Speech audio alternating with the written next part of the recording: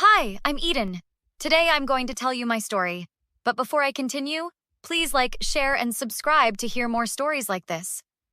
So there I was, just minding my own business at Moonbeam Café, the place I go every Thursday morning before work. I was sipping my vanilla latte, scrolling through emails on my phone, when I felt someone staring at me. You know that feeling when the hairs on the back of your neck stand up? That's what happened. I glanced up, and there he was, Mason Wright, sitting 3 tables away. My college sweetheart. The guy who broke my heart 10 years ago? He looked different. Expensive suit, designer watch, perfectly trimmed hair. But those eyes? I'd recognize those eyes anywhere. He didn't see me notice him, and I quickly looked back down at my phone, my heart pounding so hard I thought the whole cafe could hear it. My best friend Olivia called just then. Perfect timing as always. "Morning, sunshine. Ready for our lunch date today?" she chirped. "Liv, you will not believe who I'm looking at right now," I whispered, turning slightly away. "Who? George Clooney? Ryan Reynolds? Don't keep me hanging?" Mason Wright. "Wait, the Mason Wright? The jerk who—" "Yes, that one." I cut her off. "And he doesn't know I've seen him. What's he doing there? Isn't he, like, super successful now or something?" "I don't know. I haven't kept tabs on him since, well, you know." "Eden, you need to walk right up to him and—" "No way. I'm going to finish my coffee and leave. I don't need this blast from the past." "Fine, but you're telling me everything at lunch. Everything." I hung up and took another sip of my latte, trying to calm my nerves. Mason was talking to someone now. A younger guy who looked like an assistant. The assistant handed him a folder, and Mason nodded, looking important. "Here's the thing about Mason Wright. We met sophomore year of college. Chemistry class. He sat next to me and asked to borrow a pencil. Classic, right? We dated for 2 years. I thought he was the one. Until I found out he'd been seeing my roommate Jenna behind my back for 6 months. And not just seeing her. He'd been spreading rumors about me to all our friends, telling them I was emotionally unstable and clingy to justify his cheating. When I confronted him, he laughed in my face. Said I should be grateful someone like him had given me the time of day. Then he broke up with me in the middle of the campus quad, loudly enough for everyone to hear. Called me damaged goods. I transferred to another school the next semester. Couldn't bear to see their faces. And now, here he was, in my cafe. I stood up to leave when I heard, "Eden? Eden Taylor." Too late. I turned around slowly, putting on my best surprised face. "Oh, Mason. Wow, it is you." He walked over, grinning like we were old friends. "This is incredible. How long has it been?"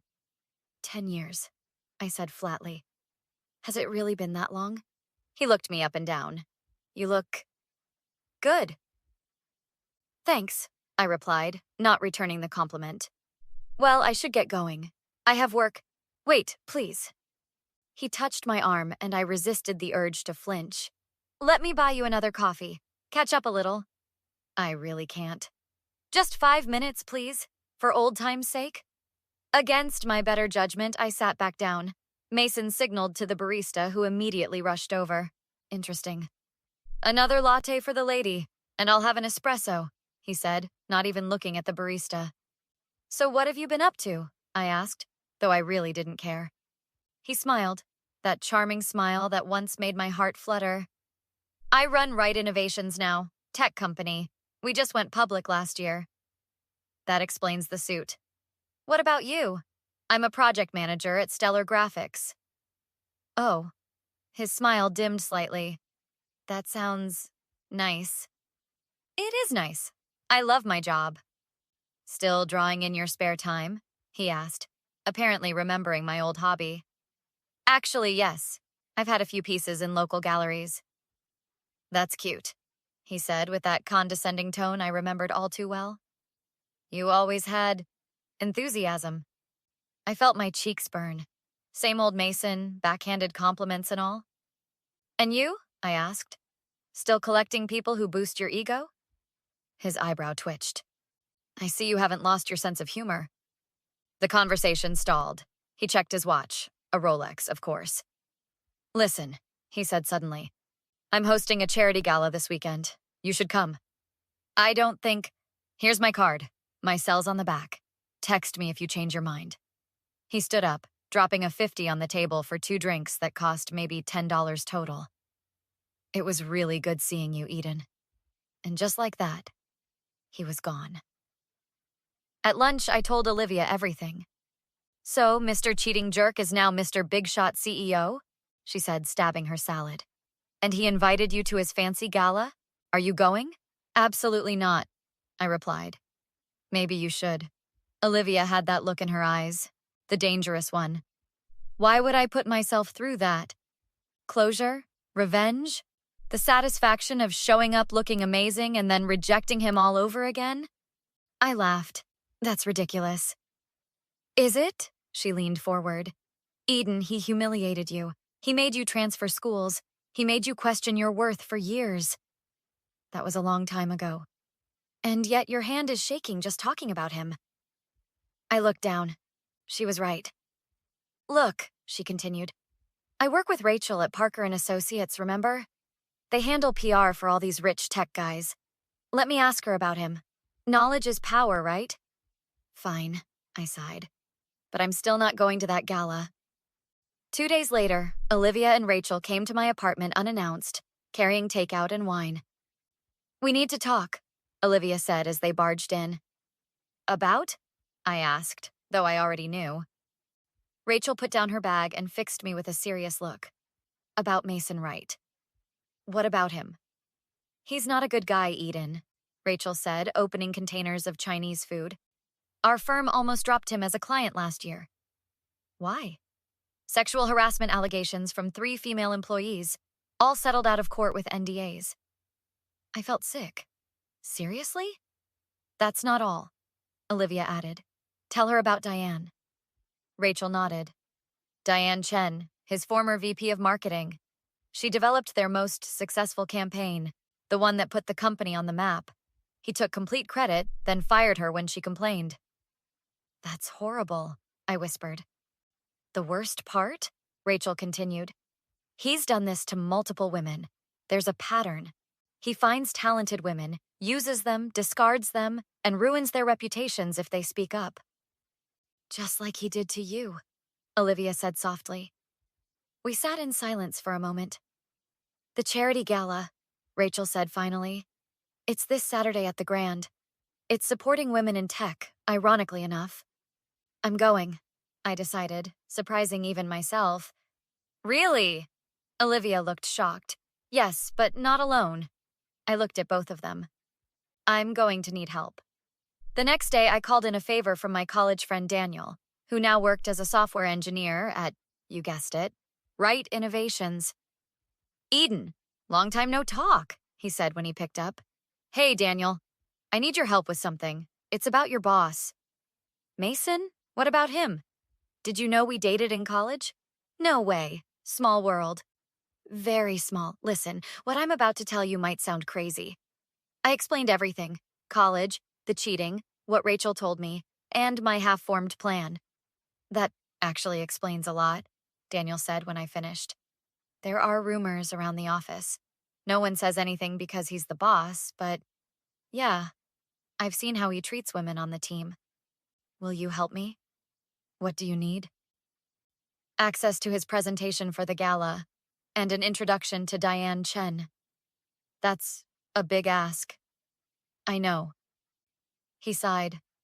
Let me see what I can do. The next evening, Daniel called me back.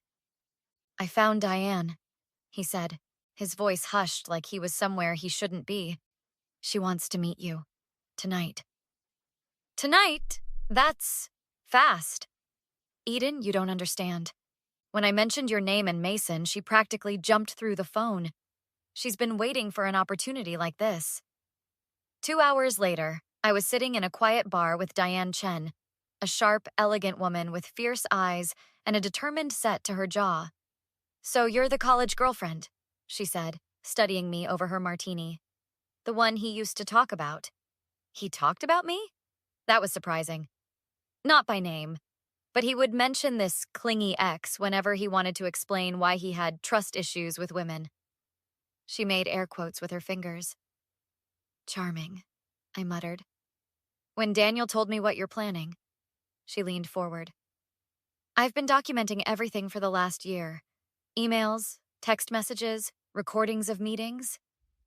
Isn't that illegal? California is a two-party consent state, so the recordings are just for me. But the emails?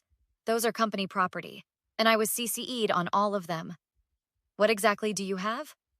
She pulled out her phone, opened an encrypted folder, and showed me. My jaw dropped.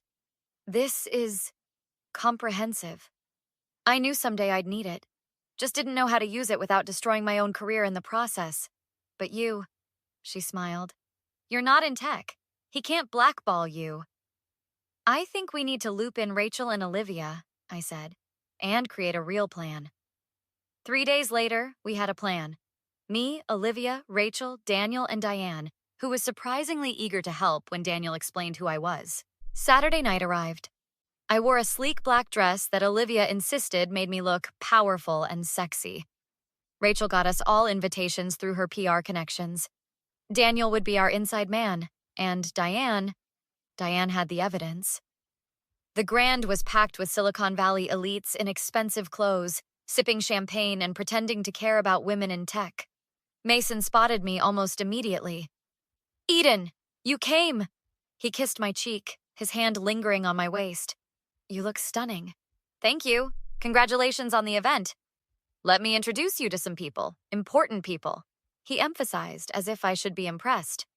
For the next hour, I smiled and nodded as Mason paraded me around like a trophy, introducing me as an old friend from college. I noticed how he interrupted every woman who spoke, how his eyes lingered too long on certain parts of their bodies. At one point, he pulled me aside near the bar. You know, I've thought about you over the years, he murmured, standing too close. Really? That's surprising considering how things ended. We were kids, he dismissed with a wave. I was stupid back then. And now? Now I know what I want. His eyes darkened. And I usually get it. I forced a smile. Some things never change, do they? What do you mean by that? Nothing, I said sweetly. Just observing. He looked momentarily suspicious before his confidence returned. So, he said finally, we should get dinner sometime. Catch up properly. I'd like that, I lied. I have to give a speech soon, but afterward, don't leave without saying goodbye. He winked. Wouldn't dream of it. As soon as he walked away, Daniel appeared at my side. Everything's set, he whispered. Diane's in position. And the presentation? Replaced. Rachel's handling the PR fallout. You sure about this? Absolutely. Mason took the stage to thunderous applause. I positioned myself near the front, making sure he could see me. Good evening, everyone, he began. I'm honored to host tonight's gala supporting women in technology. As he spoke, I caught Diane's eye across the room. She nodded slightly. At Right Innovations, we believe in empowering women in the workplace, Mason continued, clicking to advance his slideshow. Which is why 30% of our leadership positions are held by... The slide changed, but instead of showing diversity statistics, it displayed screenshots of emails, Mason's emails, to HR, about the women who had filed complaints. What the... Mason stammered, clicking frantically. Each click revealed more damning evidence. His face went from confused to panicked. The crowd began to murmur. People pulled out phones, taking pictures of the screen. There seems to be a technical difficulty, Mason said, his voice strained. That was my cue. I stepped forward. No technical difficulty, Mason, I said loudly. Just the truth. He squinted into the audience. Eden? You know, when you saw me at that cafe, you probably thought I was still the same vulnerable girl you could manipulate, the one you cheated on and publicly humiliated 10 years ago. The murmurs grew louder. I don't know what you're talking about, he hissed. Don't you? Just like you don't know Diane Chen, or Jessica Lopez, or Michelle Tanaka? All women whose work you stole, whose careers you tried to destroy? Security, Mason shouted. No need, said a new voice from the back. A tall woman in a sharp suit stepped forward. Linda Warren, board member of Right Innovations. I think we all want to hear what this young woman has to say. Mason's face went pale. For the next 5 minutes, I laid it all out. His pattern of behavior from college to present day. Diane joined me, then 2 other former employees who Diane had contacted. They shared their stories. The room fell silent. "This is slander!" Mason finally yelled. "I'll sue all of you!" Actually, Rachel stepped forward, her phone recording. As a PR professional, I'd advise against that. Discovery would be illuminating. And as your employee, Daniel added, joining us, I have to say the company's internal messaging system keeps excellent records. Mason looked around wildly, seeing nothing but disgusted faces, including his board members. "This gala is over," Linda Warren announced. "Mr. Wright, I believe we need an emergency board meeting, now." As security escorted a protesting Mason away, he locked eyes with me one last time. I smiled sweetly and waved goodbye. The following Monday, Daniel called me. "The office is in chaos," he said. "Mason's been suspended pending an investigation. How's everyone taking it?" "Half the employees are in shock. The other half are coming forward with their own stories. It's like a dam broke." "And you? Are you okay?" "Better than okay," Daniel laughed. Linda Warren personally thanked me for my ethical integrity. Turns out the board had suspicions about Mason for months but couldn't prove anything. A week later, Mason called me. I didn't answer, but he left a voicemail. "Eden." His voice was slurred, probably drunk. "You've ruined me. I just wanted to reconnect, and you planned this whole thing. Was this all about revenge? For something that happened a decade ago? Call me back.